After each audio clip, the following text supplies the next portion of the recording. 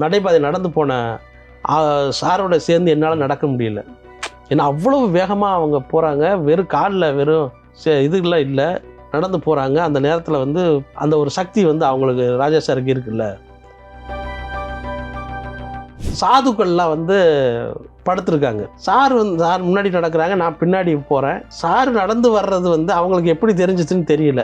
டக்குன்னு எந்திரிச்சு வந்து அவங்க வணங்குறாங்க. இது வந்து நான் நேரடியாக பார்த்த காட்சி. ராஜா சாரோட என்னால் நடக்கவே முடியல. அவ்வளோ அவர் சார் வந்து பின்னாடி திரும்பி பார்த்துட்டு சிரிச்சுக்கிட்டே நடந்து போகிறாங்க. என்னால் நடக்க முடியல அப்படிங்கிறதுக்காக.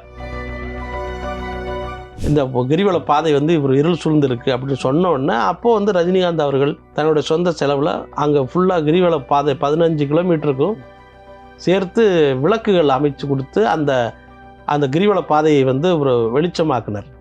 அது ராஜா சார் சொல்லி தான் அவங்க வந்து ரஜினி சார் வந்து செய்தாங்க.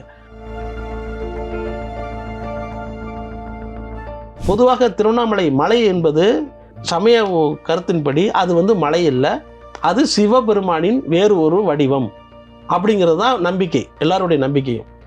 அந்த சிவபெருமானாக வணங்கக்கூடிய அந்த மலையை தனியார் நபர்கள் ஆக்கிரமித்து வீடுகள் கட்டுவதும் கட்டிடங்கள் கட்டுவதும் ஹோட்டல்களை நடத்துவதும் இப்படியாக கொஞ்சம் கொஞ்சமாக ஆக்கிரமிப்பு செய்யக்கூடிய சூழல் அன்றைக்கு இருந்தது.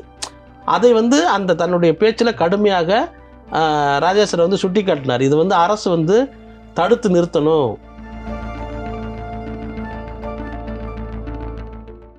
வணக்கம் கண்ணன். வணக்கம். இளையராஜா எழுதின பள்ளி எழுச்சி பாடல்களை வந்து கர்நாடக இசை கலைஞர் சஞ்சய் சுப்பிரமணியம் பாடி இதை வெளியிட்டிருக்காங்க. அந்த வெளியீட்டு விழாவில் இளையராஜா பேசும்போது அந்த பாடல் எழுத அனுபவங்கள், அப்புறம் திருவண்ணாமலை கிரிவலம் போன அனுபவங்கள்லாம் கூட சொல்லியிருக்காரு. அவர் சொன்ன காலகட்டங்கள்லாம் அப்படி பார்க்கும்போது கிட்டத்தட்ட நீங்கள் இளையராஜாவோட ரொம்ப காலம் இருந்திருக்கீங்க. அந்த காலகட்டமும் அதுவும் ஒத்து போகுது. இளையராஜா கூட கிரிவலம் போயிருக்கீங்களா நீங்கள் அந்த காலகட்டங்கள்? இசைஞானி திரு இளையராஜா அவர்கள் நாம் ஒரு பிரபலமான ஒரு பத்திரிகையில், வாரப்பத்திரிகையில் வேலை பார்த்துக்கிட்டு இருந்த அந்த நேரத்தில் ரசிகர்கள் கேள்விகளுக்கெல்லாம் பதில் சொல்லிகிட்டு இருந்தாங்க. அப்போது வந்து திடீர்னு அவங்களுக்கு ராஜா சாருக்கு வந்து தோணுன இந்த பள்ளி எழுச்சி பாடல்களை வந்து நம்ம எழுதலாம் அப்படிங்கிற மாதிரியான ஒரு ஐடியா வந்து அவருக்கு வந்து தோண்டியிருக்கு. இதை வந்து புத்தகமாக நம்ம போடலாமா அப்படிங்கிற ஒரு யோசனையை முன் வச்சாங்க. அப்போ நான் தான் வந்து நான் பணியாற்றின அந்த பத்திரிகை இதில் வந்து அதை வந்து புத்தகமாக போடுறதுக்காக ஓவியர் திரு மாசை அவர்கள்ட்ட அட்டைப்பட ஓவியத்தை வரைய வச்சு வாங்கி நான் கூடவே இருந்து அந்த புத்தகத்தை வந்து பத்திரிகையை நம்ம இதில் வந்து வெளியில் கொண்டு வந்தோம். ஒரு நாள் வந்து திருவண்ணாமலையில் இருந்துக்கிட்டு ஐயா ராஜா சார் வந்து வர சொன்னாங்க. அப்போ வந்து அவரோட அந்த கிரிவலம் போகக்கூடிய ஒரு பெரும் பாக்கியம் வந்து எனக்கு கிடைச்சது. என்ன அப்படின்னா, ராஜா சாரை பொறுத்தளவுக்கு இப்போ அவங்களுடைய வயதில் ஒரு கிராமத்தில் ஒரு பெரிய மனிதர் இருந்தார்னு வச்சுக்கோங்க. ஒருவேளை அவங்களுக்கு வந்து யாருப்பா அப்படின்னு பார்க்குற மாதிரியான ஒரு வயோதிகத்தன்மையும், அவருக்கு இங்கே நினைவாற்றல் குறைந்து போயும், நடை தளர்ந்து போயும், ஒரு மூப்பு வந்து அவங்க கட்டிலில் இருக்கக்கூடிய காட்சியை நம்ம பார்க்கலாம். ஆனால் இசைஞானி திரு இளையராஜா அவர்களுக்கு கிடைத்த அந்த ஆன்மீக சித்தி அப்படின்னு அப்படி தான் நான் சொல்கிறேன். ஏன்னா அவ்வளோ ஒரு 6 மணி நேரம் ஒரு மனிதர் வந்து இந்த காலகட்டத்தில் வந்து அவர் நின்றுட்டே வந்து ஒரு கச்சேரி நடத்துகிறதாகட்டும், அவரோட நான் வந்து இந்த பயணம் செய்வதற்கு நடைபாதை நடந்து போன சாரோட சேர்ந்து என்னால் நடக்க முடியல. ஏன்னா அவ்வளவு வேகமாக அவங்க போகிறாங்க. வெறும் காலில் வெறும் இதுலாம் இல்லை, நடந்து போகிறாங்க. அந்த நேரத்தில் வந்து அந்த ஒரு சக்தி வந்து அவங்களுக்கு ராஜா சாருக்கு இருக்குல்ல. அப்போது அந்த நடைபாதை பகுதியில் வந்து போகும்போது சாதுக்கள்லாம் வந்து படுத்திருக்காங்க. சார் முன்னாடி நடக்கிறாங்க, நான் பின்னாடி போகிறேன். சார் நடந்து வர்றது வந்து அவங்களுக்கு எப்படி தெரிஞ்சிச்சுன்னு தெரியல. டக்குன்னு எந்திரிச்சு வந்து அவங்க வணங்குறாங்க. இது வந்து நான் நேரடியாக பார்த்த காட்சி. இது வந்து ராஜா சார் வந்து அவங்க போய் அவங்கள வந்து யாரும் எழுப்பவும் இல்லை, அவர் வர்றாங்கன்னு யாரும் சொல்லவும் இல்லை. சாரு போகிறாரு, அவங்கெல்லாம் படுத்திருக்காங்க. அந்த பக்கம் திரும்பி படுத்திருக்காங்க. டக்குன்னு எந்திரிச்சு ஒரு வணங்குறாங்க. இது வந்து இப்படி ஆன்மீக சித்தியா என்னங்கிறது எனக்கு தெரியாது. ஆனால் நான் பார்த்ததை வந்து ஒரு பத்திரிகையாளனா நான் வந்து இப்படி தான் நான் பதிவு பண்ணுறேன். அவங்க எழுந்து வணங்குறாங்க, சாமிங்கிறாங்க. அவங்க இப்படியே தொடர்ந்து அவங்கள பொறுத்த வரைக்கும் அங்கே மாதிரி படுத்திருக்காங்க, யாரோ ஒருத்தர் நடந்து போறாருன்னு நினைப்பாங்க. அவங்க இளையராஜான்னு தெரிஞ்சு திரும்புறாங்க. ஆமாம், இவங்க திரும்புகிறாங்க. அவ்வளோ பேர், ஒரு சில பேர் நடந்து போகிறாங்க. அந்த இடத்துல ஒரு அதிகாலையில் நடக்கிறாங்க இரவு நேரத்தில். அந்த நேரத்தில் வந்து வழக்கம் எத்தனை மணிக்கு கிளம்புவார் இளையராஜா கிரிவலம்? இல்லை, அவங்க வந்து இரவு நேரத்தில் தான் குடும்பம் வரை ஒரு 9 மணி 8 மணி அந்த மாதிரி கிளம்பி போனோம். நாங்கள் போனதும் கிட்டத்தட்ட ஒரு 8 மணி தான். பெருமளவில் அப்போ கூட்டம் இல்லை. அந்த நாளில் அப்போ கூட்டம் கிடையாது. இப்போ போகும்போது இது மாதிரி அந்த சாதுக்கள் எழுந்து வணங்கினாங்க இல்லையா, அப்படி வந்து வழி நெடுக இருக்கிற சாதுக்களும் எழுந்து வணங்கின காட்சியை வந்து நான் பார்த்துக்கிட்டே போகிறேன். எனக்கு ஆச்சரியமாக தான் இருந்தது. எப்படி சார் வர்ற போது அவங்களுக்கு எப்படி தெரிஞ்சது அப்படிங்கிறது வந்து கேள்விக்குறியாக தான் இருக்குது. நம்ம ஒரு பத்திரிக்கையாளர்னா நம்ம வந்து அது ஆன்மீகம் நமக்கு இருந்தாலும் நம்ம அதுக்குள்ளே நம்ம போய் சொல்ல வேண்டிய அவசியம் இல்லை. பார்க்குறவங்க புரிஞ்சுக்குவாங்க. அவங்க அப்படி வந்து அவர் 17 கிட்டத்தட்ட 14 கிலோமீட்டர் வந்து ராஜா சாரோட என்னால் நடக்கவே முடியல. அவ்வளோ அவர் சார் வந்து பின்னாடி திரும்பி பார்த்துட்டு சிரிச்சுக்கிட்டே நடந்து போகிறாங்க. என்னால் நடக்க முடியல அப்படிங்கிறதுக்காக. கிட்டத்தட்ட ஓட தான் செய்யும். ஆமாம், நான் அப்படி தான் கிட்டத்தட்ட நானும் இன்னொரு நண்பர் ஒருத்தர் அங்கே இருந்தவர், அவர் இன்னும் ஓட்டம் நடையுமா தான் வர்றோம். ஆனால் சார் வந்து எந்த வித இது இல்லாமல் நடந்து போகிறாங்க. கிட்டத்தட்ட 14 கிலோமீட்டர். அந்த 14 கிலோமீட்டரும் ஒரு இடத்துல வந்து அவங்க வந்து மலைப்பாதையிலலாம் போவாங்க. அந்த இடத்துலலாம் அப்படி வந்து இந்த கிரிவல பாதையில் வந்து அவர் பின்னாடி அதுக்கப்புறம் நாங்கள் திரும்பி பார்க்கும்போது பெரும் கூட்டம் வந்துட்டு இருந்தாங்க. ஆனால் அந்த கூட்டம் வந்து ராஜா சாரை வந்து அடையவே முடியல. அதுக்குள்ளே அவங்க வந்து அந்த நிறைவுப்பட்டுட்டு அந்த காரில் ஏறி அவங்க கிளம்பிட்டாங்க. திரும்ப நான் வந்து கோவிலுக்கு போய் அதை வணங்கிட்டு அதை சொல்லிட்டு தான் போனாங்க. நீ வந்து அங்கே போய் சூடம் ஏற்றி வச்சுட்டு வணங்கிட்டு வா அப்படின்னு சொல்லிட்டு போயிட்டாங்க.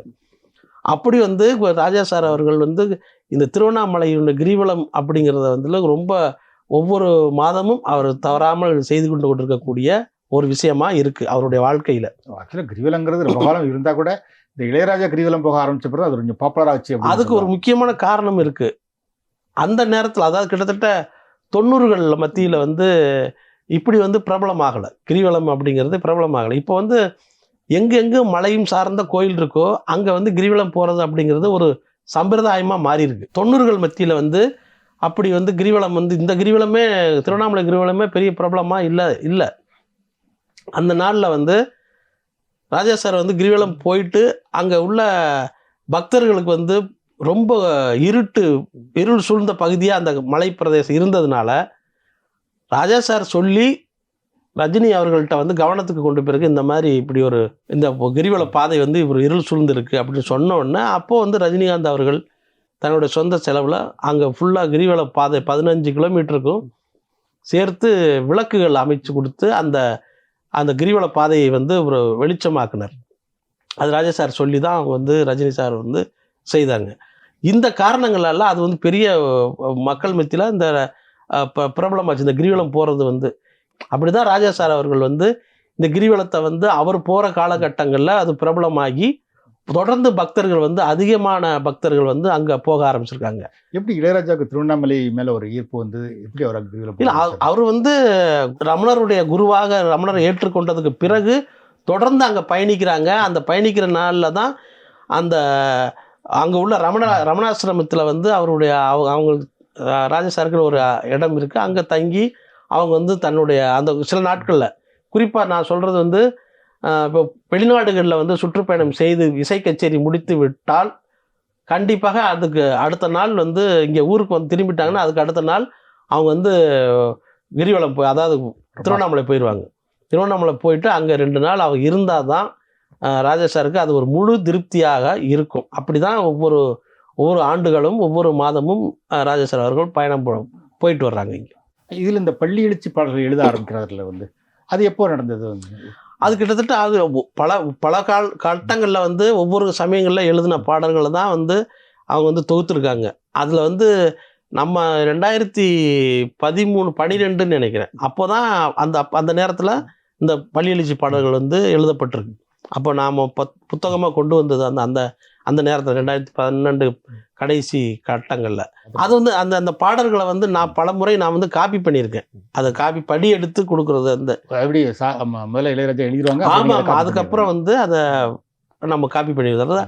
பொதுவாகவே ராஜா சார் எழுதுகிற ஒரு கவிதையோ ஒரு கட்டுரையோ யாரும் படி எடுக்க வேண்டிய அவசியம் இல்லை. ஏன்னா சாரோட கையெழுத்து அவ்வளோ அழகாக இருக்கும். அந்த கையெழுத்து வந்து அவ்வளோ அழகாக இருக்கும்.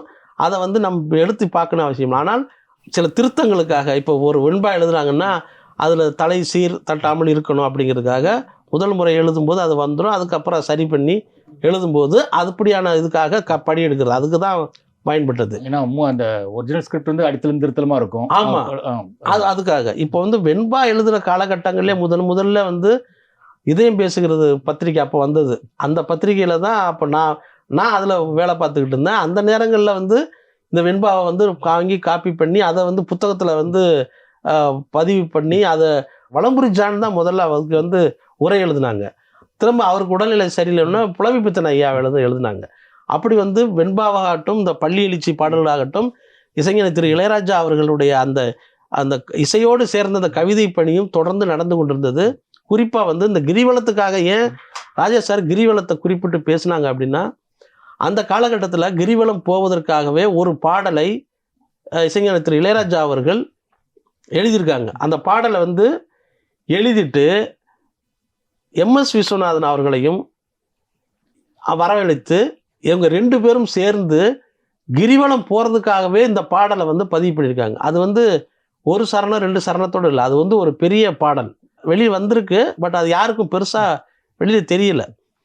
அந்த பாடல் வந்து நீங்கள் கேட்டு பார்த்தீங்கன்னா தெரியும் அந்த கிரிவலத்தோடைய மகிமையும், அந்த கிரிவலத்தில் போனீங்கன்னா என்னென்ன பலன்கள் கிடைக்கும், அங்கே என்னென்ன யார் சித்தர்கள் வந்து இந்த கிரிவலம் போகிறதுடைய முக்கியத்துவத்தை வந்து அவங்க சொல்லியிருக்காங்க அப்படிங்கிறத முழுக்க இசைஞர் திரு இளையராஜா அவர்களை வந்து அந்த பாடலில் வந்து எழுதியிருப்பாங்க. அதை வந்து இசைஞானியோடு சேர்ந்து அவர் மதிக்கக்கூடிய மெல்லிசை மன்னர் எம்எஸ் விஸ்வநாதனும் சேர்ந்து அவர்கள் இருவரும் சேர்ந்து பாடியிருப்பது என்கிறது தான் அந்த ஆகச்சிறந்த சிறப்பாக அந்த பாடல் இருக்கும். இப்போ இதுக்கு முன்னாடி திருவாசகம் கூட ஒரு ஆல்பம் போட்டார் வந்து. இப்போ இந்த இளையராஜாவும் சஞ்சய் சுப்ரமணியம் சேர்ந்து போட்டிருக்க வெளியீட்டிலேயே கீழே நீங்கள் கமெண்ட்ஸில் நிறைய பேர் பார்த்தீங்கன்னா திருவாசகம் மாதிரி இதையும் நீங்கள் இளையராஜா பண்ணியிருக்கலாம் அப்படின்னு நிறைய பேர் கமெண்ட்ஸ் போட்டிருக்காங்க வந்து.